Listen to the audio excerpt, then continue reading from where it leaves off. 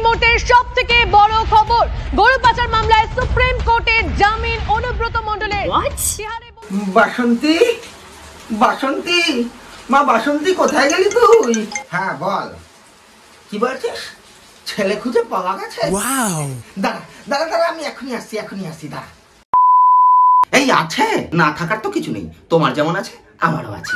মারবো টেনে এক চড়। এই ভয় দেখাবে না বলে দিলাম, ঠিক আছে? যদি মাস্টার হও আমি ডন।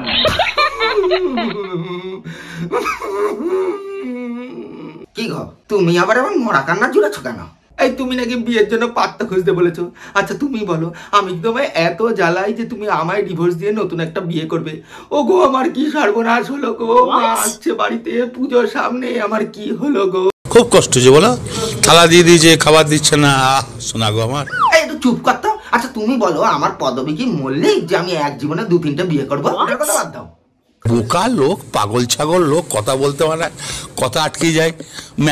সব কথা বাদ দে, বলছি ঘটক কি আছে? আমি ঘটক, সারাদিন বিড়ি ফুকলেই ঋত্বিক ঘটক হয়ে যায় না? বদনটা তো নান্টু ঘটকের মতো। আর বাবা, আমি বিয়ের জন্য ঘটক খুঁজছি। আমি নান্টুর না আর ঋত্বিকের রি, মানে নারী ঘটক। আমি বিয়ে দেবো। নারী দেখিস, কুণাল ঘোষ যেন আবার জানতে না পারে। নারী ঘটিত যে কোনো ব্যাপারে ও একটা কমেন্ট করবেই করবে। ও একটা বাজে লোক, ওর মুখটাই কেমন বেকা বাড়া। যাই হোক বাবা, তুই ছেলেটাকে একটু বল আমার মেয়েটার একটা গতি হোক। যা, তুমি যে কি বলো না, মেয়ের হাতে কি আর গতি থাকে?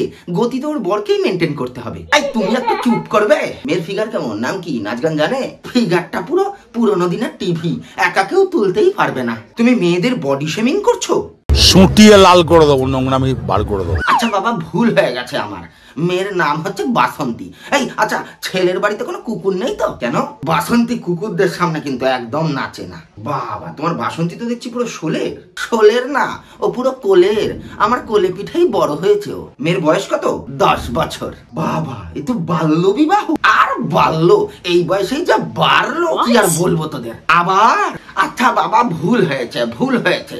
তবে যাই বল, সিং ছাড়া কিন্তু আমি মেয়ের বিয়ে দেবো না। এই তো, এই সময় দাঁড়িয়ে কেউ পদবী নিয়ে ভাবে না বাবা। তুমি না পুরো ব্যাকডেটেড হয়ে যাচ্ছ। এখন আমি সিংহ কোথায় পাবো? এই না না, সিংহ না, সিংহ হলে তো আমার মেয়েটাকে খেয়ে ফেলবে। এই যে বলো না তুমি, বিয়ের পর তো ওটুকু হবেই। এই তুমি একটু চুপ করো না প্লিজ। সবসময় কেন চুপ করে থাকবো? এই যে পরের ছেলেকে নিয়ে এত খুঁতখুত করছো, তা মেয়ের বিয়েতে বরযাত্রীকে কি কি খাওয়াবে শুনি?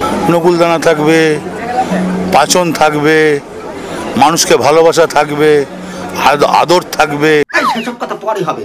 আর একটা কথা আমি আগেই ক্লিয়ার করে দিচ্ছি, ছেলের কিন্তু ঘন্টা মাস্ট। এটা কোনো কথা হলো? ছেলের একটা ঘন্টা থাকবে না? শুধু থাকলেই হবে না, আমার মেয়ের ঘন্টার মতো সেটাই টুং টুং টুং টুং বাজতে হবে। মেয়েরও ঘন্টা আছে? ও মা, গরুর ঘন্টা থাকবে না? তুমি গরুর বিয়ের জন্য পাত্র খুঁজছো? নেশা করি কিনা আমি জানি না, বা দেখতে হবে পুরো পাতা পাতা খাই কিনা। তা কি করবো? গরু চোরটাকে অলিম্পিক মেডেল জয়ীদের মতো ফুল ছুটতে ছুটতে বাড়িতে ফিরিয়ে আনলি তো। এখন থেকে তার রাত বিরেতে যখন তখন গরুটাকে রাস্তাঘাটে ছেড়ে রাখতে পারবো। এমনকি শীতকালে আর আগের মতো গায়ে ছোট বস্তাও চাপিয়ে রাখতে পারবো না। বলা তো যায় না, ছোট জামা কাপড় দেখে কখন কে কি করে দেয়। তাই একটা সৎ পাত্র দেখে আমার মেয়েটাকে পাত্রস্থ করতে পারলেই আমি নিশ্চিন্ত।